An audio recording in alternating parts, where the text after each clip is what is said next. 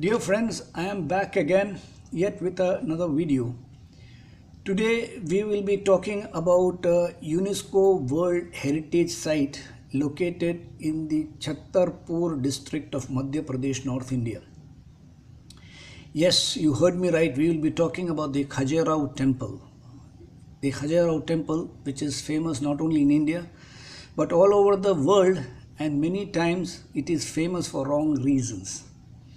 And the reason being, then though it is a Hindu temple, most of this temple, the external walls of this temple depicts lot of erotic sexual sculptures or carvings, rock carvings, stone carvings, all on the externals of the temple.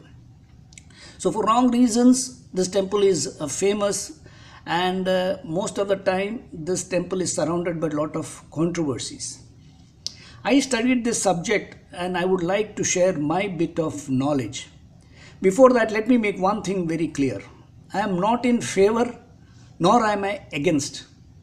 Some curious topics when I come across, I go in depth and study till I get a satisfying answer. So I am just sharing my bit of knowledge for those who would like to know about it. Those who feel they can reject it, those who want they can accept it. So before going any further, I would like to tell you a small story. It so happens that once a very rich, absolutely rich man of a town was driving his most luxurious car, and as he was passing by, he saw at a distance, a far distance, a very, very beautiful, extremely gorgeous, well dressed girl waiting for a bus, maybe. He approached the girl, he stopped his car, and with a desire in his heart for a date, offered a lift. The girl obliged. They got in the car and introduced each other. He very proudly said he was one of the richest guy there. He had a lot of travel agencies, he had transportation, he had theaters, he had shopping malls, he had restaurants, he had hotels. And he said the five-star hotel in the middle of the town was his.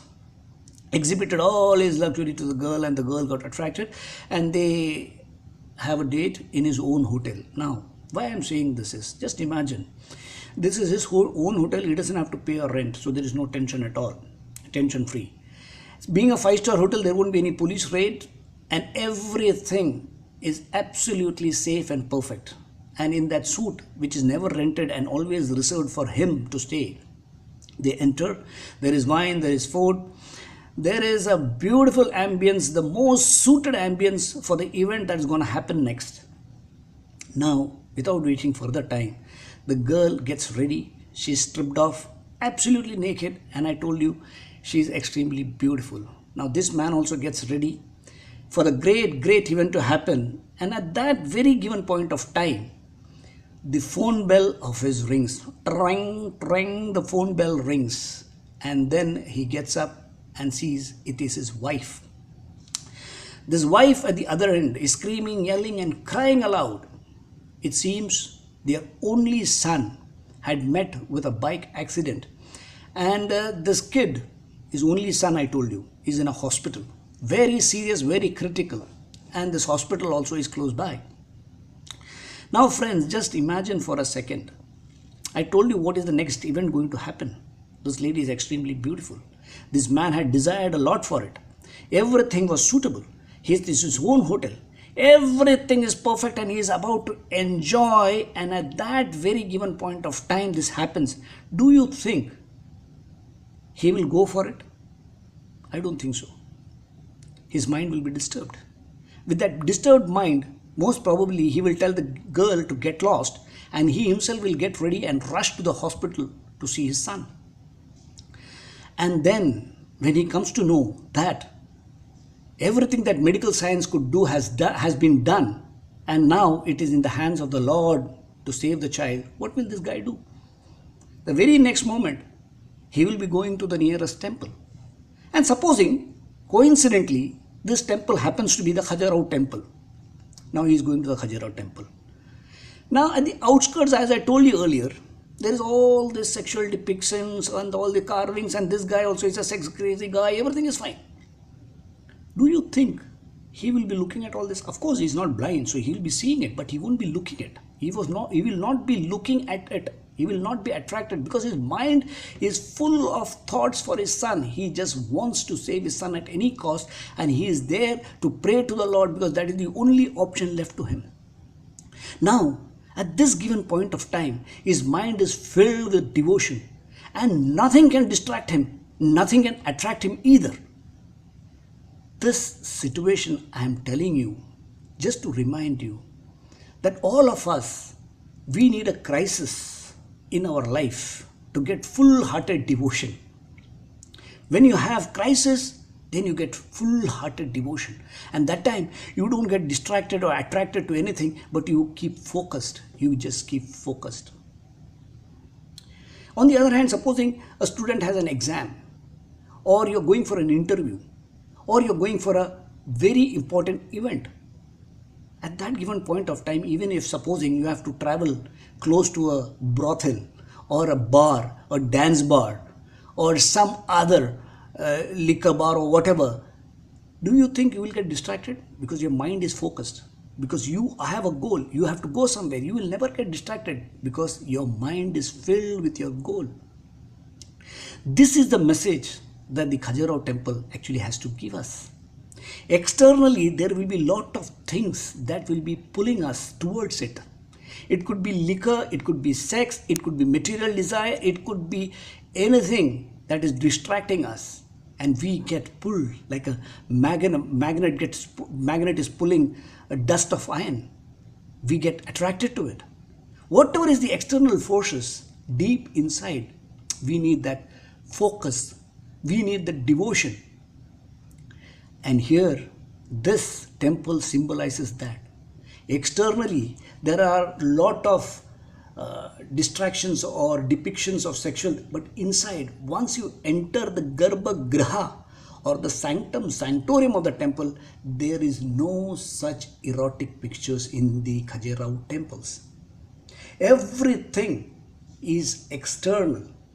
Internally, there is nothing, because it reminds us that whatever is our external attraction and distraction, internally there is an Atma, there is a God that is residing within you and me. It is residing everywhere. And this temple also, it depicts the inner soul, the Lord within, the God within. And that Garbha Griha or the sanctum sanctorium is pure. There is nothing that can distract you. There is only the Lord and the shrine there where you focus your mind. See, in our lives also, what happens is we wait for a crisis to happen. Otherwise, devotion doesn't come. For devotion to come, we need a crisis.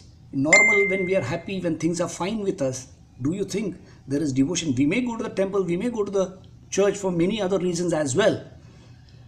But when the real devotion has to come, if the real devotion has to come, then there has to be a crisis. And when there is a crisis, when somebody is seriously sick, or when there is a financial crisis, then when there is no other option left with us, that is when we go to the temple. At that given point of time, do you think you will be distracted with woman, wine, or anything else? When you are focused, when you are having a goal in your mind, and when you are visiting a temple with a goal in your mind, do you think you will be distracted? I don't think so. Never. This is the basic message of the Khajuraho temple. Externally, what all is there, that external distraction and attraction has to be discarded externally, outside the temple. It's only outside the temple. So as you are entering the temple, when you see all this, you will look at it, you will see all this, but you will leave it behind you and then enter the temple. Then there you see the Lord there, and you pray with your heart and your soul and your mind. A devotee, a real devotee, will never ever be get distracted with all these external things. A person who never drinks alcohol, you take him to a liquor bar, he will sit in the bar, he will sit with you, he will talk with you, but he will not touch even one peg, because that is his mind, a focused mind. In the same way, when a person doesn't want to be distracted, he will be focused, and this temple symbolizes that. Now, this was built about 1,000 centuries ago. It was built by a king. Now the money was spent by a king. Some people may say the king was a crazy guy to build such a temple. with all these erotic things all around. If he was such a sex maniac or a sex crazy guy, then why should he have built a temple? He could have easily made all this in his bedroom or in his palace or wherever he is sleeping or wherever he can see regularly. Why will he make a temple for the public? Moreover, king can only spend money. This is, I told you, more than 1,000-year-old temple. It is built in the 10th century. And the king can spend only the money. Who is building the temple? It is the artisan who is building the temple. It is the engineers or the technicians who are building the temple. It is the laborers. It is the priest. It is the entire community of that locality will be involved in making of the temple. The king can only spend the money. Now, when the king is saying, I want to make a temple with all this sexual erotic thing, you think the entire village will support it? Unless and until there is a philosophical or philosophical reasoning behind it, a spiritual reasoning behind it, nobody will support this.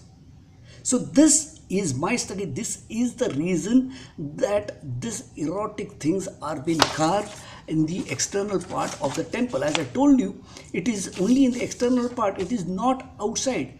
In the 10th century, when it was built in a 20 square kilometer area. There were about 85 temples. But then the invaders destroyed most of the temple, and now it is a 6 square kilometer with 22 temples. There are Jain temples as well as Hindu temples. There are Shiv temple, there is one Brahma temple, and there is also a Vishnu temple. All these temples, they have a unique architecture whereby this is being depicted. Yes, it is depicted, but it is depicted only in the external outskirts. Internally it is not there. It reminds us that externally whatever we do, internally we should be focused. We have to remind that there is a goodness, a godliness, a God within us. This is what this temple symbolizes, and this is my understanding of it. And for that I just used a little bit of anecdote. You may do your research, you may come to your conclusions. I just shared my bit of knowledge with regarding to the Khajuraho. So Khajuraho, though it depicts little exotic things, externally it's only external. Internally, when you go to the sanctum sanctorium, there is nothing exotic. It's very clean. It's absolutely clean, and there is only the Lord within. As the Lord is within, externally whatever we do, ultimately there is a Lord within. That Lord realization, the God realization which is within, that is what the Khajuraho temple basically gives us a message. Thank you all, and do not forget to subscribe my channel. If you like my talk, please click onto the like button. Thank you very much for your kind cooperation.